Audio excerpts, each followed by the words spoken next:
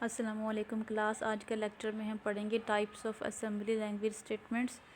Assembly language statements की 1 से 4 तक टाइप्स हैं, जिसमें हमारे पास पहली है इंस्ट्रक्शन, दूसरी हमारे पास है डायरेक्टिव, तीसरी हमारे पास है मैक्रो डेफिनेशन एंड चौथी हमारे पास है कमेंट। जो कमेंट सेक्शन है वो इंटायरली कमेंट्स के ऊपर बेस करता है। पिछले लेक्चर में मैंने आपको कमेंट्स के बारे में बताया था, उसको यूज़ करने का तरीका भी बताया था। तो इस लेक्चर में जो हमारे पास 4 स्टेटमेंट्स है, इंस्ट्रक्शन, डायरेक्टिव और मैक्रो डेफिनेशन, उसके बारे में हम डिस्कस करेंगे कि इंस्ट्रक्शंस क्या होती हैं, डायरेक्टिव्स क्या होते हैं और मैक्रो डेफिनेशन क्या है। तो सबसे पहले हम पढ़ लेते हैं instructions. The bulk of the non-comment statements in an assembly language program are symbolic representations of machine language instructions. ऐसे स्टेटमेंट्स जो कि नॉन कमेंट्स हों, मीन्स कमेंट्स के अंदर नहीं आती, जो कि असेंबली लैंग्वेज प्रोग्राम में होती हैं, symbolic representation of machine language instructions. Almost invariably there is a one-to-one relationship between an assembly language instruction and a machine instruction. The assembler resolves any symbolic references and translates the assembly language instructions into the binary string that comprises the machine instructions. ये तो understood है कि जो assembly language में हम code लिखते हैं वो डायरेक्टली एग्जीक्यूट नहीं होता। असेंबलर सबसे पहले उन इंस्ट्रक्शंस को ऑब्जेक्ट कोड में कन्वर्ट होता है ताकि जो हमारा प्रोसेसर है उसको अंडरस्टैंड कर सके। तो असेंबलर क्या करता है, सबसे पहले उस कोड को ऑब्जेक्ट कोड में कन्वर्ट करता है, उसके बाद फर्दर प्रोसेसिंग होती है। Second point is directives. Directives क्या करते हैं, directives also called pseudo instructions. Directives को हम सूडो इंस्ट्रक्शंस भी कहते हैं। और असेंबली लैंग्वेज स्टेटमेंट्स, ये असेंबली लैंग्वेज स्टेटमेंट्स होती हैं that are not directly translated into machine language instructions, जो कि डायरेक्टली जो है ट्रांसलेट नहीं होती into machine language instructions. Instead directives are instructions, directives ऐसी इंस्ट्रक्शंस होती हैं to the assembler to perform specified actions doing the assembly process. ऐसे स्पेसिफिक एक्शंस को परफॉर्म करवाने के लिए डायरेक्टिव्स का इस्तेमाल किया जाता है। Examples includes the following: define constants. Directives क्या हो सकते हैं, डिफाइन कॉन्स्टेंट्स, कॉन्स्टेंट्स को डिफाइन करवाना। Designate areas of memory for data storage. Initialize area of memory, memory का जो एरिया है उसको इनिशियलाइज करवाना। प्लेस टेबल्स और other fixed data in memory. Allow references to other programs. ये हमारे पास डायरेक्टिव्स होते हैं। Table B.2 list some of the NASM directives. As an example consider the following sequence of statements. Some NASM assembly language directives, यहाँ पर कुछ units इस्तेमाल करते हैं। Letters for res X and D X directives, जैसे unit है हमारे पास बाइट, बाइट को रिप्रेजेंट करवाने के लिए हम कैपिटल बी का इस्तेमाल करते हैं। वर्ड में हमारे पास 2 बाइट्स होते हैं, जिसको रिप्रेजेंट करवाने के लिए हम डब्ल्यू का इस्तेमाल करते हैं। डबल वर्ड जो होता है उसमें 4 बाइट्स होती हैं, उसको रिप्रेजेंट करवाने के लिए हम कैपिटल डी का इस्तेमाल करते हैं। क्वाड वर्ड में 8 बाइट्स होते हैं, उसको रिप्रेजेंट करवाने के लिए हम क्यू का इस्तेमाल करते हैं। 10 बाइट्स जो होते हैं उसको रिप्रेजेंट करवाने के लिए हम कैपिटल टी का इस्तेमाल करते हैं। ये कुछ हमारे पास नेसम असेंबली लैंग्वेज के डायरेक्टिव्स हैं।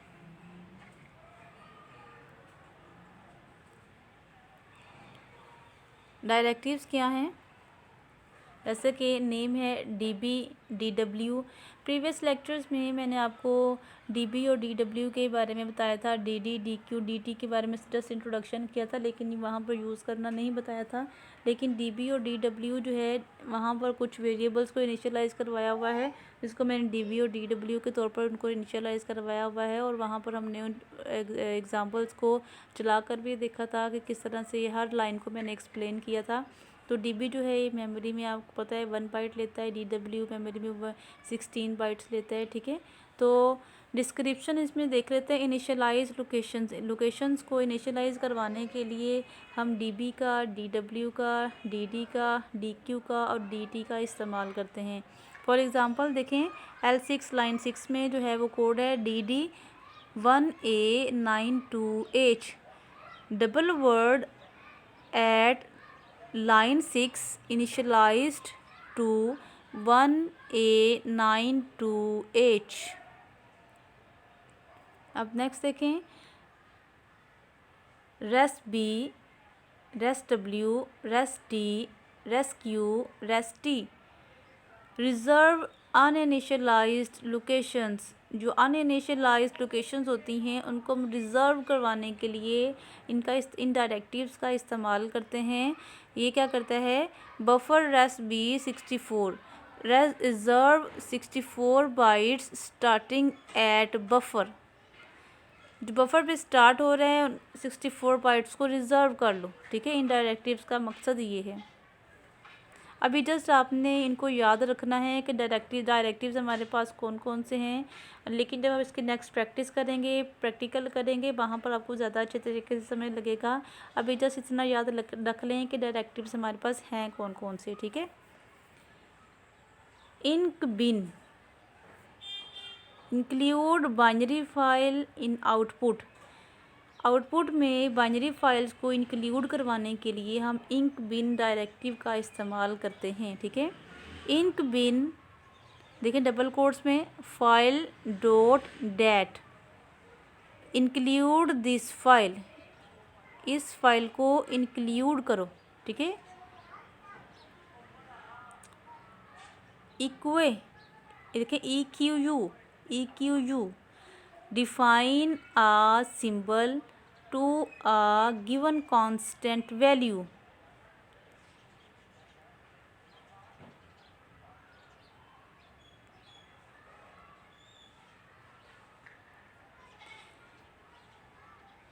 Message len EQU25, the constant message len equals decimal 25. The next directive is times. Repeat instruction multiple times.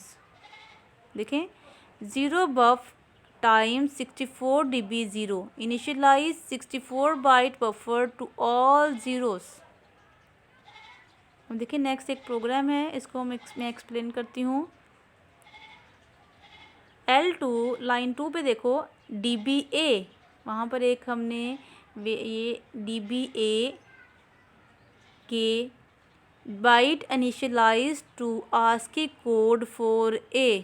देखें ASCII कोड 4A, जो A का ASCII कोड है वो 65 है. ठीक है, बाइट इनिशियलाइज्ड 1 बाइट, यानी कि अगर हम DB के तौर पर किसी वेरिएबल को या किसी वैल्यू को इनिशियलाइज़ करवाते हैं ना, तो वो मेमोरी में 1 बाइट लेगा. ठीक है, DB 1 बाइट हमने पढ़ा भी था, इसका भी यूनिट के DB का यूनिट जो है 1 बाइट है. तो इसका जब मैंने आपको बताया था ना, वो जो प्रोग्राम एग्जीक्यूट करवाया था, वहाँ पर भी मैंने आपको इसके बारे में DB और DW के बारे में बताया था. Byte initialise to ASCII code 4A. Next line देखें, नेक्स्ट इंस्ट्रक्शन देखें, मूव AL कोमा, देखें पैरेंथेसिस में दिया हुआ है स्क्वायर ब्रैकेट्स में L1, copy byte at L1 into AL. Copy करो byte A at L1 into AL. Move EAX comma L1, stores address of byte at L1 in AX. Move square bracket L1 comma AH. Copy contents of AH into byte at L1. If a plain label is used, it is interpreted as the address or offset of the data. If the label is placed inside square brackets, it is interpreted as the data at the address.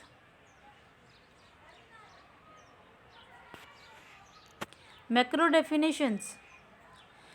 A macro definition is similar to a subroutine in several ways.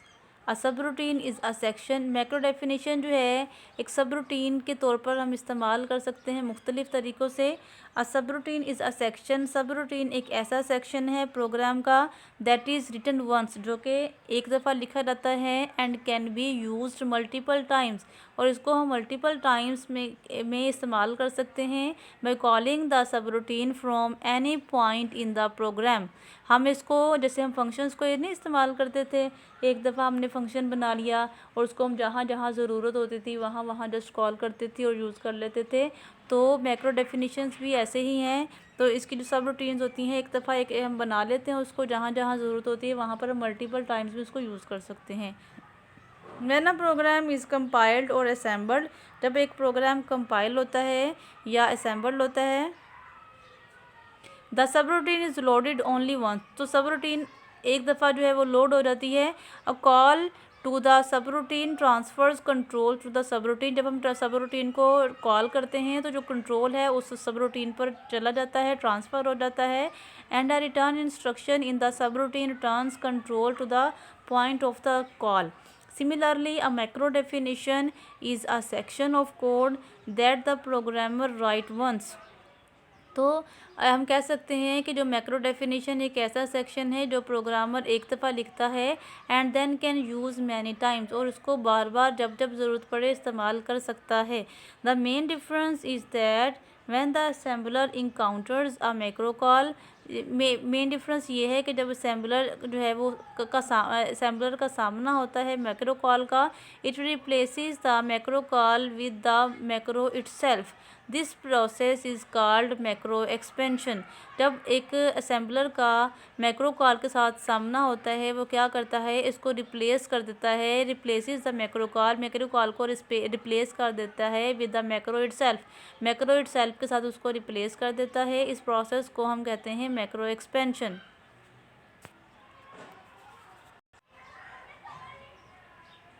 So if a macro is defined in an assembly language program and invoked 10 times, then 10 instances of macro will appear in the assembly code. इस तो अगर हम macro define करते हैं एक assembly language में और इसको हम 10 दफ़ा एक्टिवेट करते हैं तो क्या होता है, देन 10 इंस्टेंसेस ऑफ मैक्रो, तो उस मैक्रो के 10 इंस्टेंसेस विल अपीयर हो जाते हैं इन द असेंबली कोड।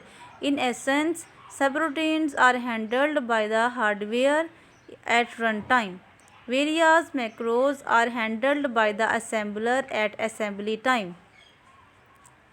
सब routines are handle by the hardware, जो सब रूटीन्स होती हैं उसको हार्डवेयर रन टाइम पे हैंडल करता है, जबकि मैक्रोज को असेंबलर जो है वो असेंबली टाइम पे हैंडल करता है। ठीक है, ये कुछ ऐसी चीज़ें होती हैं जो कि MCQ वगैरह में पूछी जाती हैं कि सब रूटीन्स को कौन हैंडल करता है और मैक्रोज को कौन हैंडल करता है। तो सब रूटीन्स जो होती हैं उसको हार्डवेयर रन टाइम पे हैंडल करता है और जो मैक्रोज होते हैं उसको असेंबलर असेंबली टाइम पे हैंडल करता है।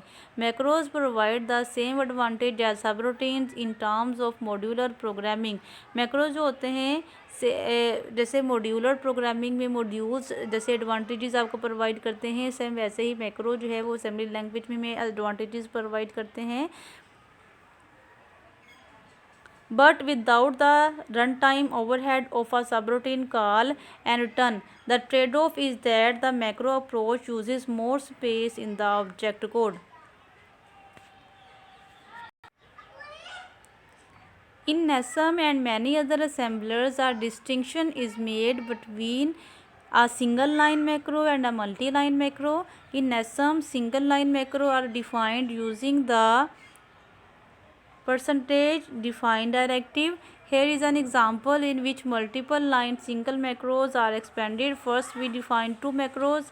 Percentage sign define bx equals to 2 multiplied by x. Percentage define ax equals to 1 plus b into x. At some point in the assembly language program, the following statement appear: move ax comma a small bracket 8. The assembler expands this movement to move ax comma 1 plus 2 multiplied by 8, which assembles to a machine instruction to move the immediate value 17 to register ax. Multi-line macros are defined using the mnemonic percentage macro. Here is an example of multi-line macro definition. Percentage macro. Prologue 1. Push EBP. Push contents of EBP onto stack pointed to by ESP and decrement contents of ESP by 4. Move EBP, ESP, contents of ESP to EBP. Sub ESP, percentage 1. Subtract first parameter value from ESP.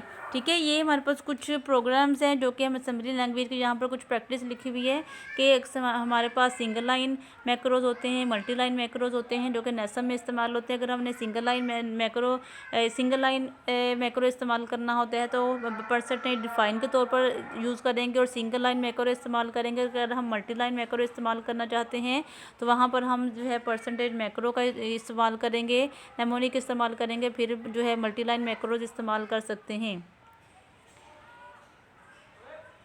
तो ये था हमारा आज का lecture. इसमें हमने अपने assembly language statements के बारे में पढ़ा. अगर इस पॉइंट के समय नहीं आई तो मुझसे पूछ लीजिएगा आप कमेंट करके. दुआ में याद रखिएगा. Take care. अल्लाह हाफिज़.